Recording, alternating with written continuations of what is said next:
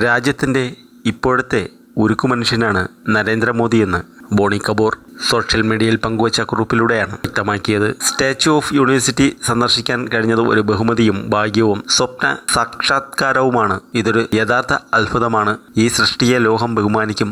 നമ്മുടെ ബഹുമാനപ്പെട്ട പ്രധാനമന്ത്രി ശ്രീ നരേന്ദ്ര മോദിജിയുടെ കാഴ്ചപ്പാടിലൂടെ സൃഷ്ടിക്കപ്പെട്ട ഈ ലോകം സന്ദർശിക്കാൻ അവസരം ലഭിക്കുന്ന എല്ലാ ജനങ്ങളാലും ഇത് പ്രശംസിക്കപ്പെടുകയും ബഹുമാനിക്കപ്പെടുകയും ആദരിക്കപ്പെടുകയും ചെയ്യും. സർദാർ വല്ലഭായ്ജി ഇന്ത്യയുടെ ഉരുക്കുമനുഷ്യൻ എന്നറിയപ്പെട്ടിരുന്നു. ഇനിയും അങ്ങനെ തന്നെ ഓർമ്മിക്കപ്പെടും. അദ്ദേഹത്തിൻ്റെ ജീവിതയാത്ര മുഴുവൻ സ്റ്റാച്യു ഓഫ് യൂണിവേഴ്സിറ്റിയിലൂടെ പുനർജീവിപ്പിച്ചത് ഇന്ത്യയുടെ ഇപ്പോഴത്തെ ഉരുക്കുമനുഷ്യനും നമ്മുടെ പ്രിയപ്പെട്ട പ്രധാനമന്ത്രിയുമായ ശ്രീ നരേന്ദ്രമോദിജിയുടെ കാഴ്ചപ്പാടാണ് ബോണി കപൂർ ചിത്രങ്ങൾക്കൊപ്പം എഴുതി. അടുത്തിടെയാണ് ബോണി കപൂർ കുടുംബത്തിനും സുഹൃത്തുക്കൾക്കും ഒപ്പം തൻ്റെ 70-ാം ജന്മദിനം ആഘോഷിച്ചത്.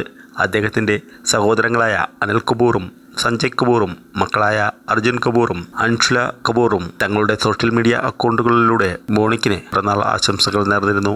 നർമ്മദ നദിക്കരയിലാണ് സ്റ്റാച്യു ഓഫ് യൂണിവേഴ്സിറ്റി സ്ഥിതി ചെയ്യുന്നത്. ഇന്ത്യയുടെ ഉരുക്കുമനുഷ്യനെന്ന് വിശേഷണമുള്ള സർദാർ വല്ലഭായ് പട്ടേലിനുള്ള ആദരവായാണ് ഇത് നിർമ്മിച്ചിരിക്കുന്നത്. 2018-ലാണ് പൊതുജനങ്ങൾക്കായി തുറന്നു കൊടുത്തത്.